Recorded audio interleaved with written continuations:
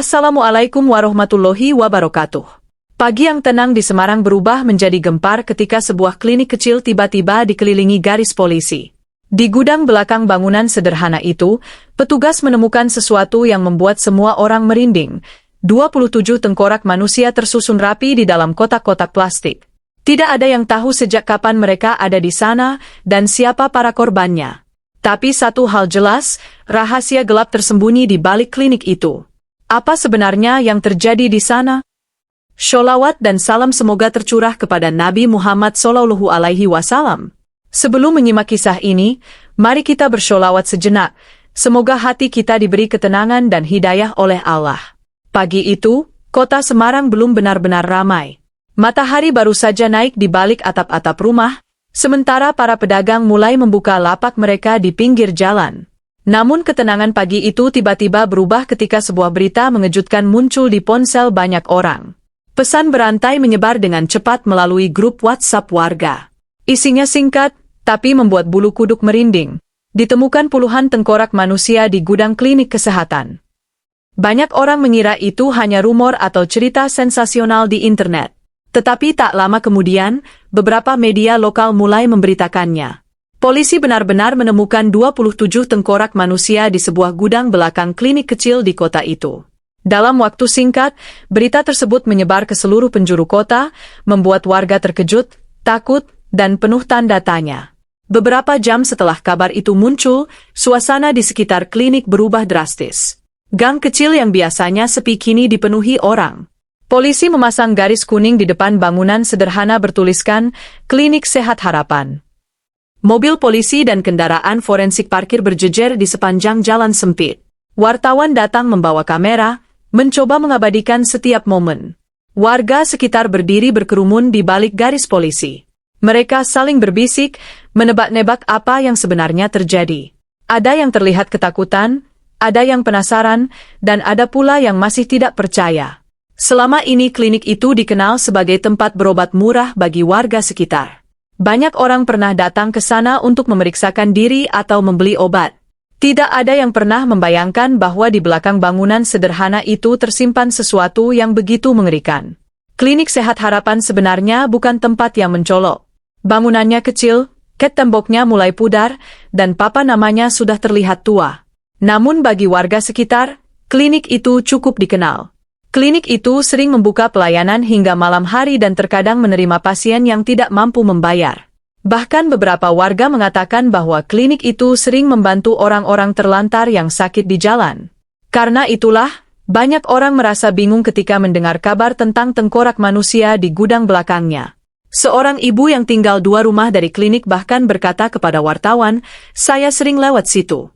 Kadang lihat orang-orang yang kelihatannya seperti orang gila duduk di depan klinik. Tapi saya pikir mereka cuma mau berobat." Warga lain mengangguk setuju. Selama ini mereka mengira klinik tersebut melakukan kegiatan sosial untuk membantu orang-orang yang tidak punya keluarga. Penemuan mengerikan itu sebenarnya terjadi secara tidak sengaja. Pagi sebelumnya, seorang petugas kebersihan baru bernama Rudi sedang menjalankan tugasnya seperti biasa. Ia baru bekerja di klinik itu selama 2 minggu, jadi masih belum terlalu mengenal seluruh bagian bangunan. Saat menyapu halaman belakang, ia mencium bau aneh yang datang dari sebuah gudang kecil yang pintunya selalu tertutup. Bau itu tidak terlalu kuat, tapi cukup membuatnya penasaran. Rudi awalnya mengira mungkin ada tikus mati atau sampah lama yang belum dibuang. Karena merasa bertanggung jawab atas kebersihan tempat itu, ia memutuskan untuk memeriksa gudang tersebut. Dengan ragu-ragu, ia mendekati pintu kayu tua yang terlihat jarang dibuka. Engselnya berderit ketika didorong perlahan. Di dalam gudang itu gelap dan berdebu, hanya sedikit cahaya yang masuk melalui celah jendela kecil di dinding. Saat matanya mulai terbiasa dengan kegelapan, Rudi melihat beberapa kotak plastik besar tersusun di rak kayu. Di atas kotak-kotak itu terdapat kain putih yang tampak sengaja menutupi sesuatu. Awalnya ia tidak terlalu curiga. Ia bahkan sempat berpikir mungkin itu hanya peralatan medis lama yang disimpan. Namun ketika ia mendekat dan menarik salah satu kain penutup, jantungnya langsung berdegup kencang. Di dalam kotak itu terdapat sebuah tengkorak manusia yang sudah bersih, seolah-olah telah dicuci dengan hati-hati. Mata kosong tengkorak itu seperti menatap lurus ke arahnya. Tangan Rudy mulai gemetar. Ia mundur beberapa langkah, napasnya terasa berat. Tetapi rasa takut membuatnya kembali membuka kotak lain. Di dalamnya ada tengkorak lagi. Lalu ia melihat kotak ketiga, keempat, dan seterusnya. Semuanya berisi tengkorak manusia. Rudy tidak sanggup menahan rasa paniknya.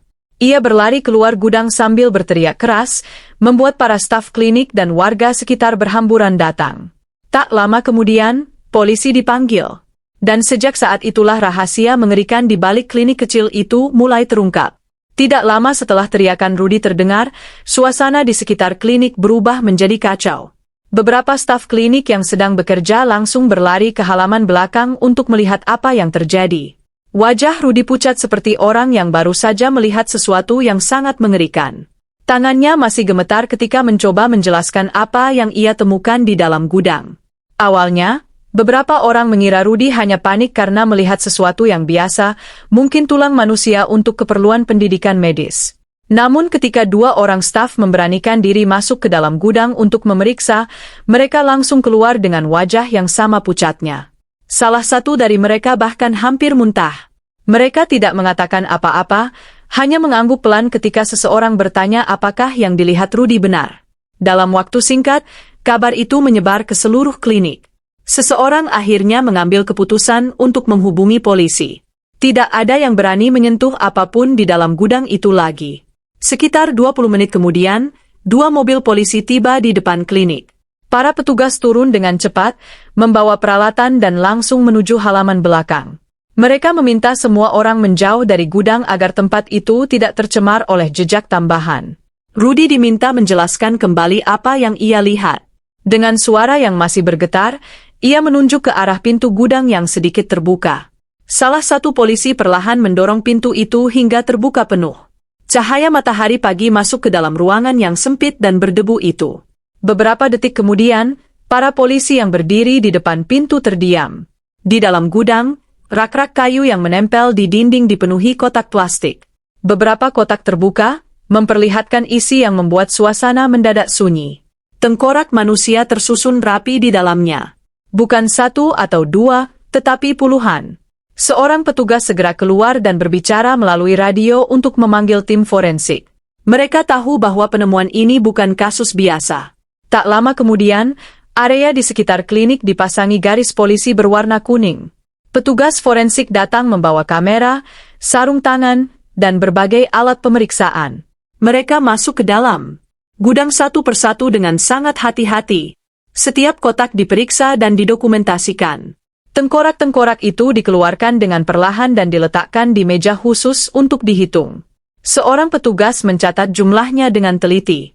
Satu persatu tengkorak itu dihitung, sementara suasana di sekitar lokasi terasa semakin tegang. Di luar pagar klinik, warga mulai berdatangan. Mereka berdiri berdesakan, mencoba melihat apa yang terjadi di balik garis polisi. Beberapa orang terlihat menutup mulut karena terkejut, sementara yang lain terus bertanya kepada siapa saja yang mereka temui. Ketika akhirnya jumlah tengkorak diumumkan kepada para petugas yang berada di luar gudang, semua orang langsung saling berpandangan. Jumlahnya 27. Angka itu terasa begitu besar dan sulit dipercaya. Di tengah kerumunan warga, berbagai cerita mulai muncul. Ada yang mengatakan bahwa mereka pernah melihat orang-orang dengan pakaian lusuh duduk di depan klinik itu. Ada juga yang mengingat bahwa terkadang ambulans kecil milik klinik keluar masuk gang pada malam hari. Namun tidak ada yang benar-benar memperhatikannya sebelumnya. Seorang bapak tua yang tinggal tidak jauh dari sana berkata kepada polisi bahwa beberapa bulan lalu ia pernah melihat seorang pria dengan penampilan seperti tunawisma diajak masuk ke klinik oleh seorang staf. Ia mengira pria itu sedang dibantu untuk mendapatkan perawatan. Saya pikir mereka cuma menolong orang sakit, katanya pelan. Warga lain juga mengangguk, seolah baru menyadari sesuatu yang selama ini mereka anggap biasa ternyata mungkin memiliki arti yang berbeda. Sementara itu, para penyelidik mulai memeriksa bagian lain dari klinik. Mereka memotret setiap ruangan, membuka lemari arsip, dan memeriksa komputer yang ada di ruang administrasi. Dari luar, klinik itu terlihat seperti tempat pengobatan sederhana. Ada ruang tunggu kecil dengan kursi plastik, ruang periksa dokter, dan beberapa lemari obat. Namun di bagian belakang bangunan, polisi menemukan sesuatu yang membuat penyelidikan semakin serius. Di sebuah ruangan kecil yang terhubung dengan gudang, terdapat beberapa peralatan medis yang terlihat lebih lengkap dari yang seharusnya dimiliki klinik kecil. Ada meja operasi, lampu bedah, serta lemari pendingin medis. Semua peralatan itu terlihat terawat dengan baik, seolah sering digunakan. Para penyelidik saling bertukar pandangan. Mereka mulai menyadari bahwa penemuan tengkorak di gudang mungkin hanya bagian kecil dari sebuah rahasia yang jauh lebih besar. Rahasia yang selama ini tersembunyi di balik dinding klinik sederhana itu. Setelah seluruh area klinik diamankan, para penyelidik mulai mencari tahu siapa sebenarnya orang yang paling bertanggung jawab atas tempat itu. Nama yang paling sering disebut oleh para staf dan warga sekitar adalah Dr. Arman Prasetyo. Ia adalah pemilik sekaligus dokter utama di Klinik Sehat Harapan. Hampir semua orang di lingkungan itu mengenalnya.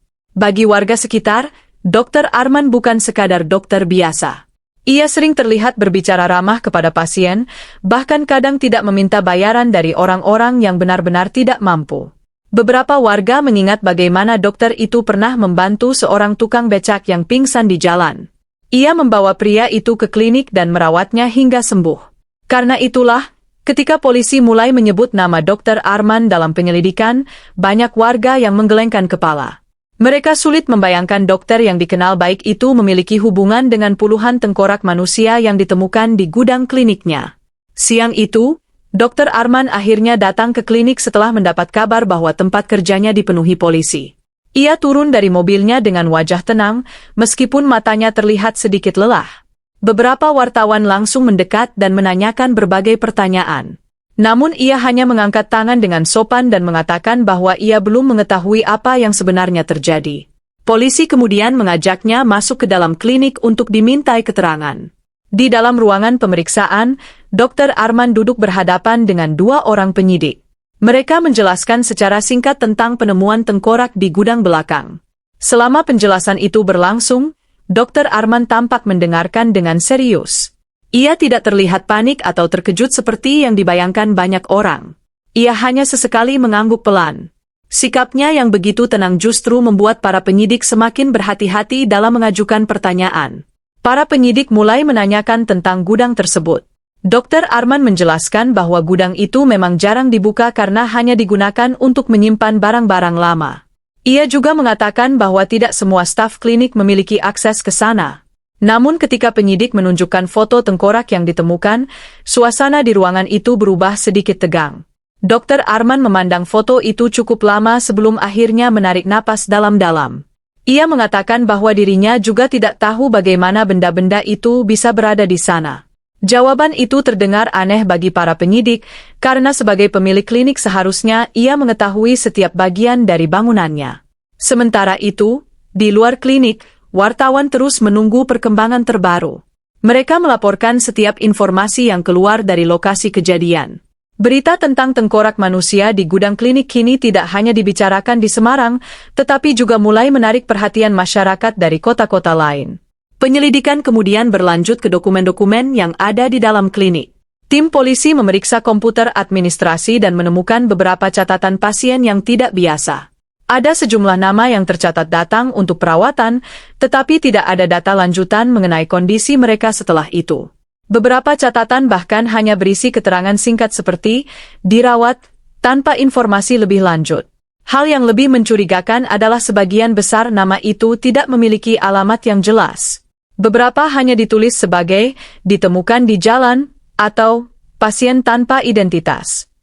Ketika data itu dibandingkan dengan laporan orang hilang di kota tersebut, tidak ditemukan kecocokan yang jelas.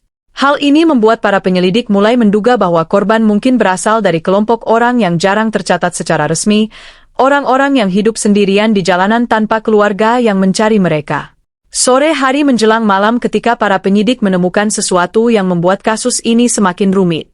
Di salah satu komputer klinik terdapat folder yang berisi beberapa dokumen transaksi medis dengan pihak luar negeri. Dokumen itu tidak langsung terlihat mencurigakan, tetapi setelah diperiksa lebih teliti, ada beberapa istilah yang biasanya digunakan dalam pengiriman organ manusia untuk transplantasi. Beberapa transaksi tercatat dalam jumlah uang yang cukup besar, jumlah yang tidak masuk akal untuk ukuran klinik kecil seperti Klinik Sehat Harapan. Para penyidik saling berpandangan ketika membaca dokumen-dokumen tersebut. Jika dugaan mereka benar, maka kasus ini mungkin bukan hanya tentang tengkorak yang disimpan di gudang. Bisa jadi ada sesuatu yang jauh lebih besar dan lebih gelap di balik semua ini. Dan nama yang kembali muncul di setiap dokumen itu hanya satu, Dr. Arman Prasetyo. Keesokan harinya, berita tentang kasus ini benar-benar meledak di seluruh negeri. Televisi menayangkan laporan langsung dari depan Klinik Sehat Harapan, sementara media sosial dipenuhi berbagai komentar dan spekulasi. Banyak orang masih tidak percaya bahwa kasus mengerikan seperti ini bisa terjadi di sebuah klinik kecil di tengah kota. Nama Dr. Arman Prasetyo menjadi topik utama di setiap pemberitaan. Beberapa orang yang pernah menjadi pasiennya muncul di televisi dan mengatakan bahwa dokter itu selalu bersikap baik dan profesional. Dia dokter yang ramah. Saya tidak pernah melihat dia melakukan hal aneh, kata seorang ibu yang pernah berobat di sana. Namun di sisi lain, penemuan dokumen transaksi dan puluhan tengkorak di gudang klinik membuat publik mulai mempertanyakan siapa sebenarnya sosok dokter tersebut. Banyak orang mulai bertanya-tanya apakah kebaikan yang selama ini mereka lihat hanyalah sebuah topeng.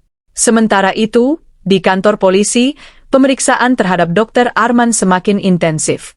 Para penyidik mulai menunjukkan berbagai bukti yang mereka temukan di klinik. Foto tengkorak, dokumen transaksi, dan catatan pasien yang mencurigakan diletakkan di atas meja interogasi. Awalnya Dr. Arman masih mencoba menjawab dengan tenang. Ia mengatakan bahwa mungkin ada kesalahan atau sesuatu yang tidak ia ketahui.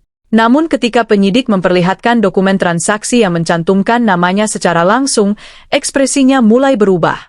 Ia terdiam cukup lama, seolah sedang memikirkan sesuatu yang berat. Ruangan itu menjadi sunyi. Hanya suara pendingin udara yang terdengar pelan di sudut ruangan. Akhirnya, setelah beberapa saat, Dr. Arman menghembuskan napas panjang. Ia menundukkan kepala, lalu berkata dengan suara yang lebih pelan dari sebelumnya, "Saya akan menjelaskan semuanya."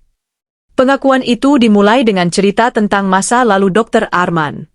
Ia mengatakan bahwa selama bertahun-tahun bekerja sebagai dokter, ia sering melihat banyak orang sakit yang tidak memiliki keluarga atau tempat tinggal. Orang-orang dengan gangguan jiwa sering ditemukan berkeliaran di jalanan, tidak terurus, dan sering dipandang sebelah mata oleh masyarakat. Menurutnya, tidak ada sistem yang benar-benar melindungi mereka. Mereka sakit, tapi tidak ada yang peduli, katanya pelan kepada penyidik. Ia mengaku bahwa awalnya ia benar-benar ingin membantu orang-orang seperti itu.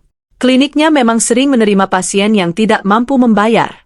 Namun seiring waktu, ia mulai merasa bahwa usahanya tidak pernah cukup. Ia melihat terlalu banyak penderitaan dan terlalu sedikit bantuan. Perasaan itu perlahan berubah menjadi sesuatu yang lebih gelap, sebuah pemikiran yang akhirnya membawanya ke jalan yang sangat salah. Dr. Arman kemudian mengakui bahwa selama beberapa tahun terakhir ia mulai membawa orang-orang dengan gangguan jiwa yang berkeliaran di jalan ke kliniknya. Ia mengatakan kepada mereka bahwa ia akan membantu memberikan perawatan dan tempat beristirahat. Beberapa staf klinik bahkan percaya bahwa mereka sedang menjalankan kegiatan sosial. Namun kenyataannya jauh berbeda. Di ruangan kecil di belakang klinik, yang dilengkapi dengan peralatan medis lengkap, Dr. Arman melakukan operasi secara diam-diam. Organ-organ tubuh para korban diambil dan kemudian dijual melalui jaringan perdagangan organ ilegal yang ia hubungi melalui perantara di luar negeri. Setelah itu, sisa tubuh korban dibuang secara rahasia. Tengkorak-tengkorak yang ditemukan di gudang adalah bagian yang ia simpan karena suatu alasan yang bahkan sulit ia jelaskan sendiri. Ketika penyidik menanyakan mengapa ia melakukan semua itu, jawabannya membuat ruangan terasa semakin dingin. Karena tidak ada yang mencari mereka, katanya dengan suara datar. Pengakuan itu langsung mengejutkan semua orang yang mendengarnya. Para penyidik yang sudah berpengalaman sekalipun terdiam sejenak. Kasus ini ternyata jauh lebih mengerikan daripada yang mereka bayangkan. Bukan hanya tentang penemuan tengkorak, tetapi tentang nyawa manusia yang diambil secara sengaja demi keuntungan. Berita tentang pengakuan Dr. Arman segera menyebar ke publik setelah sebagian informasi keluar dari kepolisian. Reaksi masyarakat sangat kuat. Banyak orang merasa marah dan menuntut hukuman seberat mungkin bagi dokter tersebut. Namun di tengah kemarahan itu, muncul juga rasa sedih yang mendalam. Banyak yang mulai menyadari bahwa para korban kemungkinan adalah orang-orang yang selama ini hidup di pinggir masyarakat, orang yang jarang diperhatikan, jarang dicari, dan sering dianggap tidak ada. Kasus ini bukan hanya membuka kejahatan seorang dokter, tetapi juga membuka mata banyak orang tentang bagaimana mudahnya seseorang bisa menghilang tanpa ada yang menyadarinya. Setelah pengakuan Dr. Arman tersebar, reaksi masyarakat semakin kuat. Banyak orang datang ke depan kantor polisi membawa spanduk dan menuntut keadilan bagi para korban. Beberapa organisasi sosial yang selama ini membantu orang terlantar juga ikut angkat suara.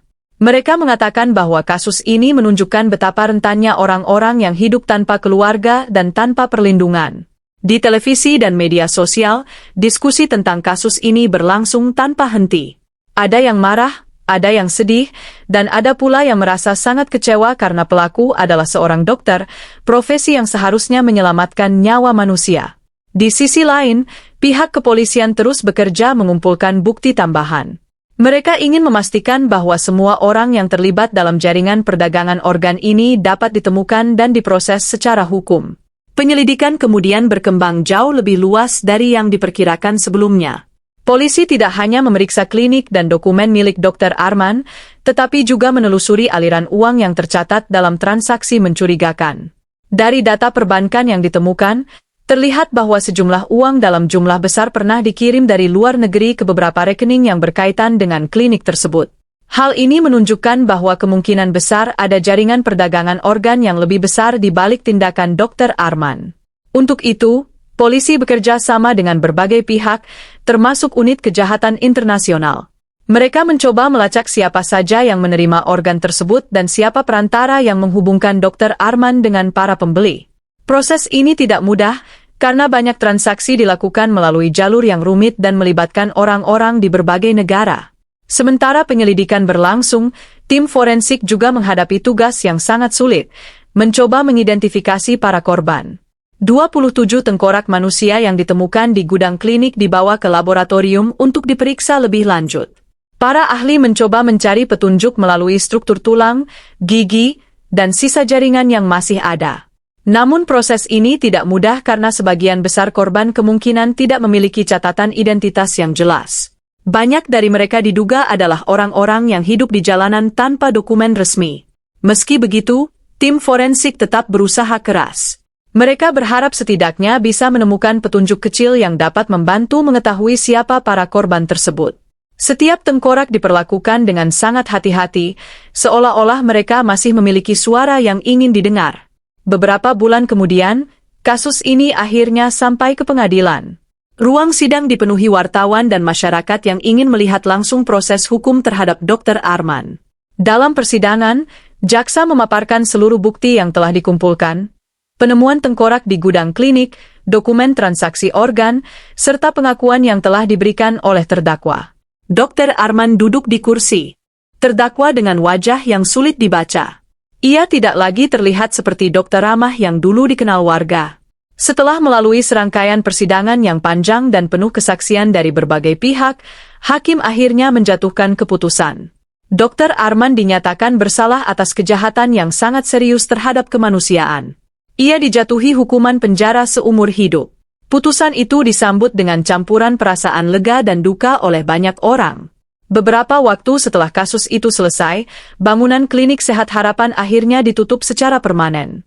Gudang tempat ditemukannya tengkorak kini telah dikosongkan dan disegel. Sementara itu, pihak pemerintah kota bersama organisasi sosial mengadakan pemakaman layak bagi para korban yang tidak diketahui identitasnya. 27 tengkorak itu dimakamkan di sebuah pemakaman umum dengan upacara sederhana namun penuh penghormatan.